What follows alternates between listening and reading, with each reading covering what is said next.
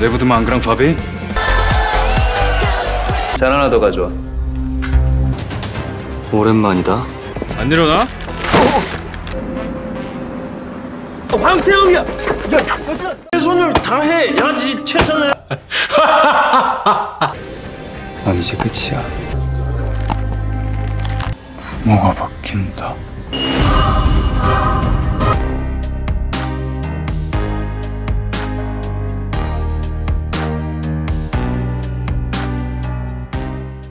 Halo semuanya, kali ini saya akan menceritakan lanjutan alur cerita dari drama Korea The Golden Spoon episode yang ke-9. Untuk episode sebelumnya, linknya ada di deskripsi. Pada episode kali ini, diperlihatkan Taeyong sedang melakukan wawancara kerja di sebuah perusahaan. Salah satu pria bernama Song-won adalah seniornya di SMA. Dia menyombongkan diri dengan bercerita bahwa hanya sekolah di sana 1 tahun, kemudian pergi ke luar negeri. Dalam CV Taeyong tertulis bahwa dia tidak pernah ke luar negeri. Mendapatkan penghargaan emas webtoon dan memiliki banyak pengalaman kerja paruh waktu di hotel milik mereka. Dia juga memiliki skor tertinggi untuk tes bahasa Inggris dan skor luar biasa dalam tes bakat. Namun Song-won tetap meremehkan Taeyong. Dia berbicara dalam bahasa Perancis. Taeyong menjawabnya dengan lancar, memohon untuk diizinkan bekerja di perusahaan mereka. Setelah wawancara, Taeyong membuka amplop yang berisi uang pengganti transport untuk wawancara. Dia kemudian melihat iklan Yojin di billboard. Kini dia sudah menjadi wanita yang sukses. Yojin memperkenalkan produk terbaru pelembab kulit miliknya. Selanjutnya diperlihatkan Park Jang-gun yang menyarankan Yojin untuk membuat acara Fashion and Money Time menjadi serial. Tapi Yojin menolaknya karena dia seorang pengusaha bukan selebriti. Park Jang-gun kemudian menanyakan apakah dia akan hadir di acara pesta amicus pada hari Sabtu. Dia mengabaikannya karena harus bertemu dengan pembeli dari Jepang. Setelah itu Park Jang-gun menerima telepon dari Juhi. Setelah menutup telepon, Juhi memberitahu rekannya, Yojin dan Park Jang-gun tidak akan datang ke pesta Sabtu ini. Mereka akan datang ke pesta amicus untuk menyelidiki kasus perjudian ilegal yang dilakukan member amicus. Kemudian salah satu rekan kerjanya memberitahu Juhi bahwa Hwang Taeyong bertunangan dengan Yojin di Amerika. Adegan selanjutnya, Juhi berada di pesta amicus. Dia dan rekannya menyamar menjadi pelayan. Ini kesempatan emas untuk menangkap basah mereka berjudi. Taeyong bekerja paruh waktu di perusahaan Juhi. Dia juga ikut dalam penyamaran. Pekerjaannya memeriksa orang sebelum mereka masuk ke dalam pesta. Ketika Taeyong memeriksa mereka satu-satu, Song-won berjalan dengan Juntae. Taeyong menyapanya. Taeyong memberitahu bahwa dia pernah diwawancarai olehnya di Hotel Myeongsong. Song-won memberitahu Juntae bahwa Song-chon sekolah di SMA Seoljil, tapi dia tidak peduli. Pegawai yang lain memberitahu bahwa dia adalah keponakan Prestir Hwang Hyun-do. Juntae bertanya kenapa dia bekerja paruh waktu. Mungkin karena tidak punya uang, tapi dia sangat pandai berbahasa Prancis. Pengucapannya lebih baik dari dirinya, membuatnya kesal, jadi dia menolaknya untuk kerja di hotel milik ayahnya. Song-won mendengar rumor bahwa dirinya akan menyingkirkan Taeyong dan mengambil alih Dusin. Kenapa pria sibuk hadir di pesta ini? Ternyata Juntae sedang mencari Taeyong yang sudah kembali dari Amerika. Ketika mereka bersulang, seorang pelayan memberikan minuman mahal di meja. Seseorang telah memesan 1 botol untuk setiap meja. Orang itu tidak lain adalah Song-chon. Memegang minuman, dia terlihat menari bersama dengan yang lainnya. Song-chon terlihat seperti berandalan, sangat berbeda dengan dirinya sebelum dia pergi ke Amerika. Di pintu masuk, Taeyong melihat Yojin dan Park Jang-gun datang. Taeyong berusaha memberitahu Juhi, tapi dia tidak mengangkat teleponnya. Sementara Yojin menyuruh Park Jang-gun untuk mencari Taeyong di dalam. Di dalam, Park Jang-gun memeriksa semua tempat dan orang-orang yang datang. Akhirnya Yojin menemukannya sedang bersama dengan seorang wanita. Membuatnya sangat kesal. Song-chon merasa terganggu dengan kehadiran Yojin, tapi dia malah menggodanya dengan mengatakan bahwa tunangannya lebih seksi ketika sedang marah. Kemudian Song-chon menarik ke pangkuannya. Yojin menyuruhnya untuk berhenti bersikap seperti ini dan mengajaknya pergi, tapi Song-chon tidak mau pergi. Dia langsung kabur meninggalkan Yojin. Sementara Taeyong mencari Juhi di dalam, karena mereka berdua dalam bahaya jika Yojin dan Park Jang-gun melihat mereka. Rekan Juhi mengatakan bahwa mereka bermain permainan papan. Juhi mendengar bahwa orang bertaruh uang jika main permainan papan di amicus. Juhi masuk ke ruangan di mana mereka bermain permainan papan. Juhi menghidupkan kamera untuk dijadikan bukti. Dia kemudian menghitung uang taruhan mereka, total 1,4 miliar won sekali main, yaitu sekitar 16,5 miliar rupiah. Juhi mendengar Nana berbicara mengenai perusahaan rintisan yang mendaftarkan perusahaan mereka di Nasdaq, yang dipasarkan senilai 500 miliar won. Nama perusahaannya adalah Moslab. Tiba-tiba Juntae datang. Juhi buru-buru memalingkan wajahnya. Ketika mau pergi, Juntae memanggilnya untuk membawakan minum, tapi tidak jadi, membuat Juhi lega kemudian pergi dari tempat itu. 가세요. Di luar, Juhi melihat rekan kerjanya ditangkap tetapi dia tidak mengaku.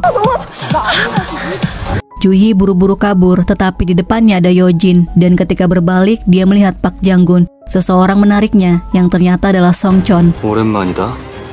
Juhi terkejut melihat Wang Taeyong. Song Chon mengira dia menjadi penulis naskah, tapi kenapa memakai pakaian pelayan? Dia sadar Juhi dalam penyamaran, menurutnya sangat keren sekali. Song Chon mendengar bahwa Juhi mencarinya kemana-mana, pasti karena merindukannya. 보고 싶어서.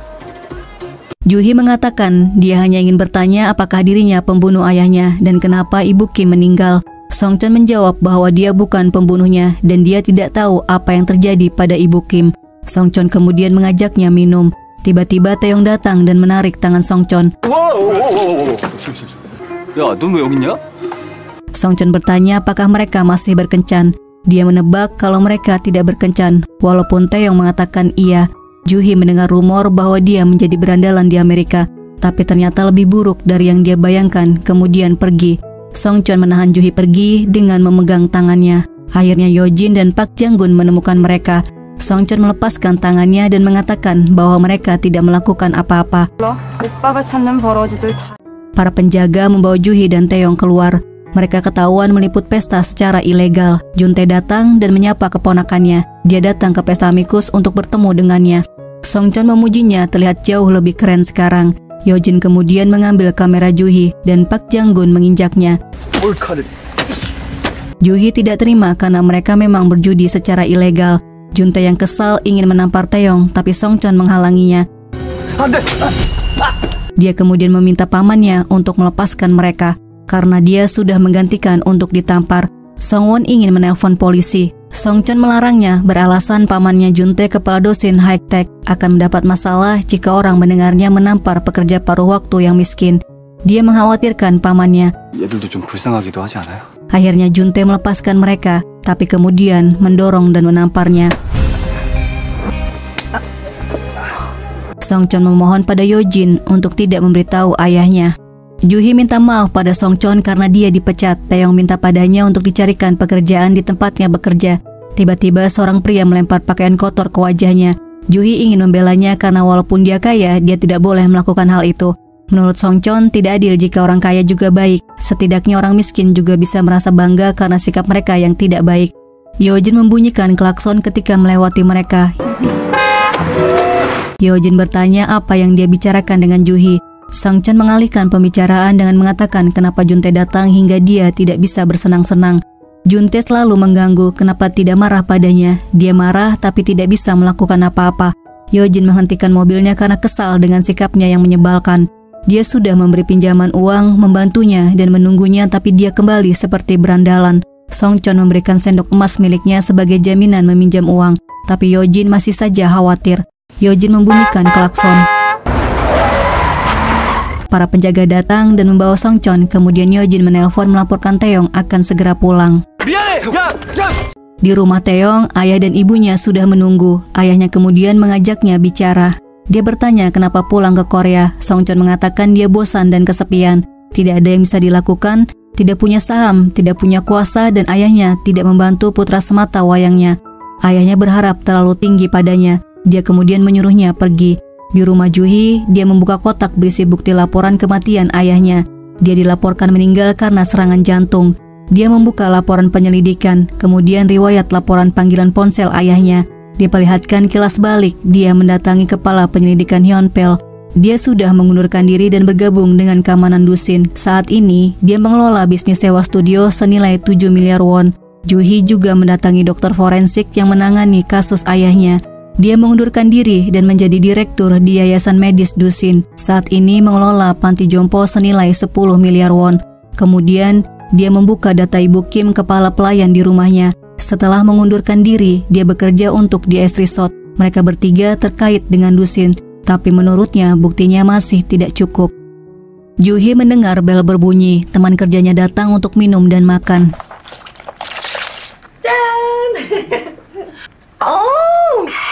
Dia bertanya apakah Hwang Taeyong bilang dia tidak membunuh ayahmu. Juhi yakin dia tidak akan berbicara jujur padanya. Juhi merasa bersalah pada ayahnya karena sudah menghentikan penyelidikan kematiannya. Menurut temannya, kebenaran selalu terungkap apapun yang terjadi. Keesokan harinya, Juhi mendatangi kepala penyelidik yang menangani kasus kematian ayahnya. Dia bersikeras tidak menemukan bukti apapun di TKP. Juhi merasa penasaran karena dia membaca buku dan minum teh di ruang kerja ayahnya. Kenapa tidak menemukan rambut dan sidik jari miliknya? Pria itu kesal karena terus ditanya. Dia pergi meninggalkan Juhi sendirian. Juhi yakin mereka menghilangkan barang bukti. Adegan selanjutnya diperlihatkan Taeyong yang memberitahu temannya bahwa dia tidak diterima bekerja di Hotel Myeongsong. Temannya berkata dia seharusnya tidak membantu liputan rahasia Juhi, karena itu sudah pasti mereka tidak akan mempekerjakan dirinya. Dia kemudian bertanya kenapa putus dengan Juhi jika terus mengkhawatirkannya, sedangkan dia tidak menyalahkannya karena menghilangkan 500 juta won. Taeyong menyuruhnya tutup mulut. Dia kemudian bercerita mengenai tempat kerja Donghyong bernama Moslab yang akan terdaftar di pasar saham. Siapapun pemiliknya akan menjadi kaya. Taeyong berandai-andai jika memiliki uang, dia akan mengembalikan uang Juhi. Dia kemudian teringat dengan Alex Bu yang menawarinya pekerjaan. Dia datang dan meminjam uang 500 juta won untuk mengganti uang Juhi, tapi dia tidak mau memberikannya. Alex Bu memintanya untuk bekerja padanya selama 10 tahun. Maka dia akan mendapatkan lebih dari 500 juta won. Saat ini, dia sangat menyesal telah menolak tawaran itu. Taeyong kemudian menerima telepon dari Songchon dan janji bertemu dengannya di taman. Taeyong membangunkan Songchon ketika melihat Taeyong. 야, 안 일어나? Songchon langsung memeluknya, tapi Taeyong malah mendorongnya. Sambil makan sup pangsit, Songchon mengatakan bahwa ayahnya melarangnya minum dan memblokir kartu kreditnya. Dia tidak bisa membayar minuman dan kehilangan sepatunya. Songchon menunjukkan kaos kakinya yang bolong. Dia kemudian menanyakan kabar orang tua Taeyong. Dia yakin mereka baik-baik saja. Taeyong mendengar bahwa dia bertunangan dengan Yojin, jadi dia minta jangan merayu Juhi lagi. Songchon kemudian melihat berita salah satu anggota grup idola menjalin hubungan dengan putra sematawayang keluarga grup D.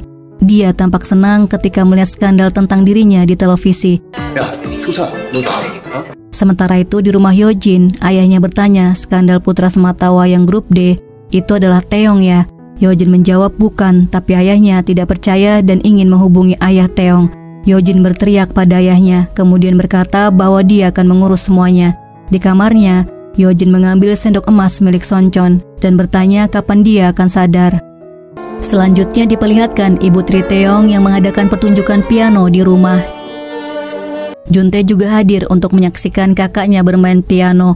Kemudian, dia menerima pesan berisi foto Songchon dengan Taeyong. Setelah permainannya selesai, semua orang bertepuk tangan.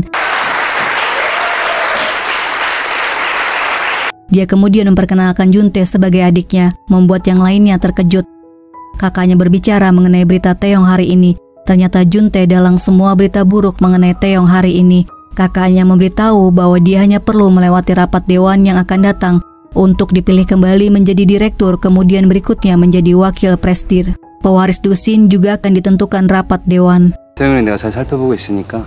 Di sebuah hotel, Taeyong datang dengan seorang wanita dalam keadaan mabuk.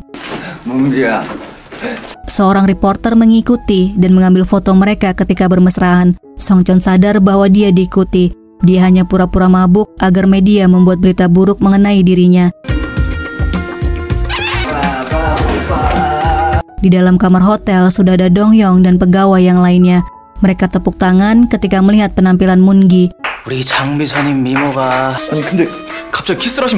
Setelah itu, mereka melakukan rapat. Mereka membicarakan mengenai investor, dan Songchon bertanya mengenai seorang akuntan yang memiliki bukti Juntae melakukan korupsi. Songchon meminta untuk meyakinkan akuntan itu agar mau memberikan buktinya karena dia adalah kunci untuk mengalahkan Juntae. Setelah rapat selesai, Donghyong bertanya apakah Juntae semenakutkan itu. Saat di Amerika, Songchon selalu mengalami kecelakaan mobil. dan orang-orang mencoba menembaknya. Semua itu adalah perbuatan Juntae. Suatu keajaiban, dia masih hidup. Di dalam kamar, terlihat bekas luka di punggung dan kaki Songchon. Sambil minum, Songchon teringat ketika dia memohon bantuan pada Yojin, kemudian memberikan sendok emas miliknya. Keesokannya, diperlihatkan ibu dan ayah Songchon yang saat ini memiliki kedai lauk. Mereka berterima kasih karena sudah diberikan sewa rumah dan toko yang murah. Ayah Songchon mengatakan sekarang dia bisa menaikkan biaya sewanya. Tetapi pria itu mengatakan bahwa mereka tidak perlu khawatir. Ada orang lain yang menjaga mereka, membuat bertanya-tanya siapa. Ini sih sudah pasti Songchon ya. Tapi pria itu mengatakan Tuhan yang Maha Kuasa. Pria itu kemudian menawarkan Taeyong untuk bekerja di kantornya. Taeyong menerima telepon dari kantor polisi. Hotel Myeongsong telah menuntutnya karena menghalangi bisnis mereka. Taeyong berusaha meyakinkan pengacara mereka bahwa dia tidak bersalah. Pengacara itu mengatakan dia akan dituntut 100 juta won untuk kerugian psikologis terkait pelanggaran hak foto dan privasi. Jika tidak terima, Taeyong diminta untuk menuntut balas mereka. Juhi diberitahu bahwa Songchon dituntut juga oleh Hotel Myeongsong. 여타 잡다구니 한 거 다 걸어서 우리가 책임져야. Juhi berusaha untuk menghubungi Taeyong, tapi dia tidak mengangkatnya. Ternyata Taeyong sedang bersama Songwon dengan kepala di lantai. Songwon menyuruhnya untuk mengatakan perbuatanku tidak termaafkan. 나는 죽을 죄를 졌습니다. Sedangkan member Amicus yang lain hanya melihatnya. Songwon meminta untuk mengulanginya menggunakan bahasa Prancis. Mendengarnya mereka tertawa. Songwon juga menendangnya. 야지 최선을. Yojin memintanya untuk menghentikan perbuatannya. Taeyong bertanya apakah dia akan mencabut tuntutannya terhadap dirinya, Juhi dan yang lainnya. Dia akan mencabut tuntutannya karena dia tidak mendapatkan keuntungan apa-apa. Kemudian menyuruhnya pergi. Sebelum pergi, Taeyong mengucapkan terima kasih.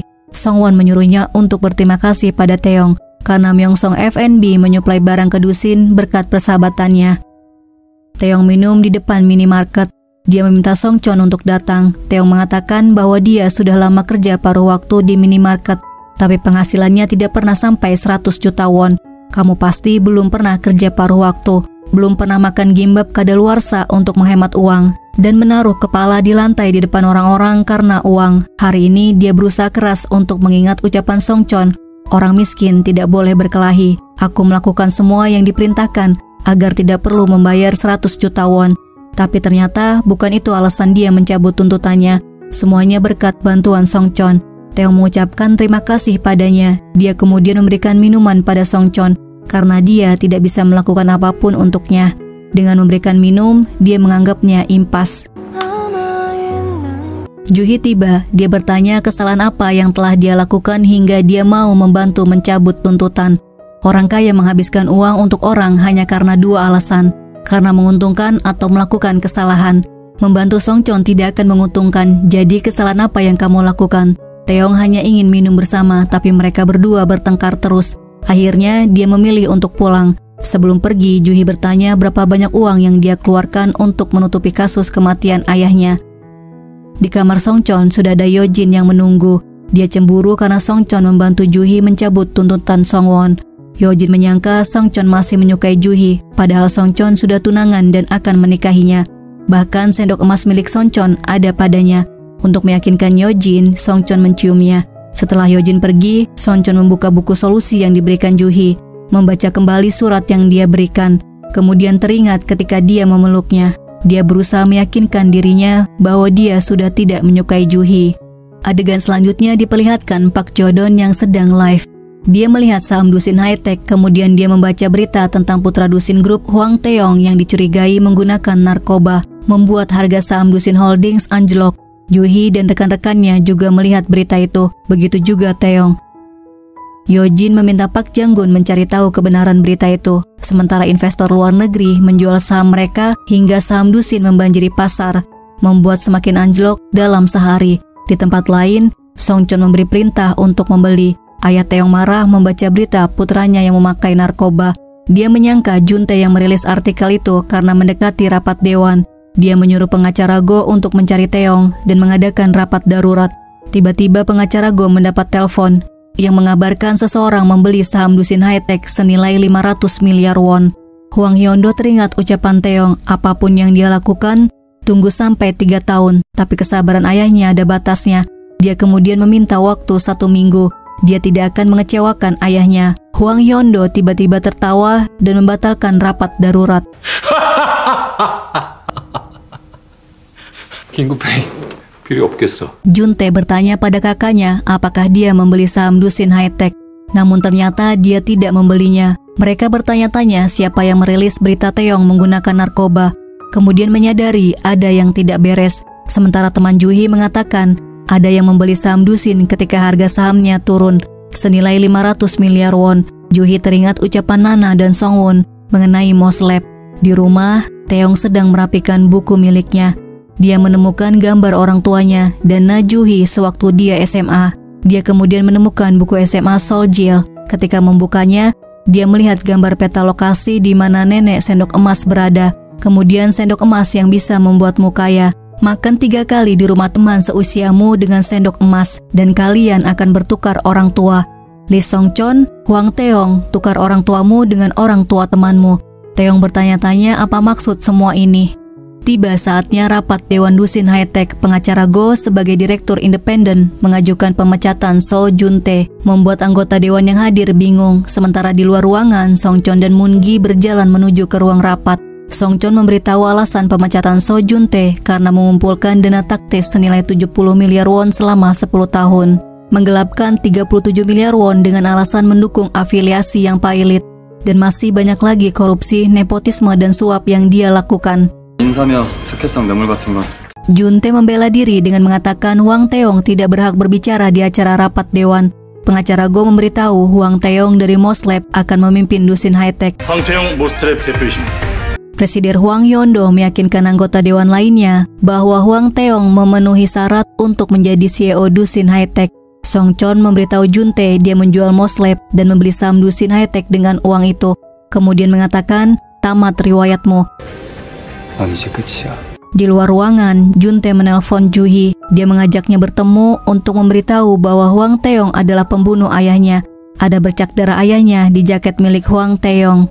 Adegan selanjutnya, ayah Taeyong tidak menyangka dia mencari cara untuk kembali dengan membeli saham sendiri. Dia merasa bangga padanya karena kembali seperti ini.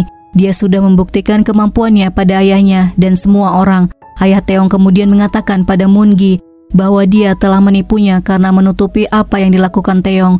Sudah sepantasnya dipecat, tapi sekarang Moon-gi bekerja untuk Taeyong, jadi dia tidak bisa memecatnya. Di luar gedung, Dong-hyung memanggilnya. Dia marah karena Moslab dijual.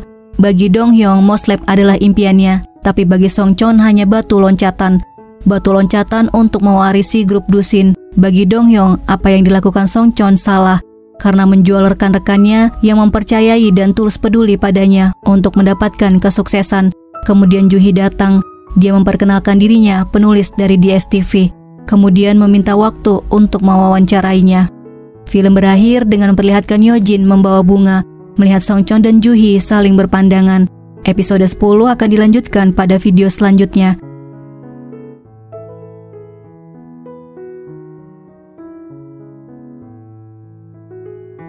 Terima kasih sudah melihat video ini. Sampai jumpa di video selanjutnya.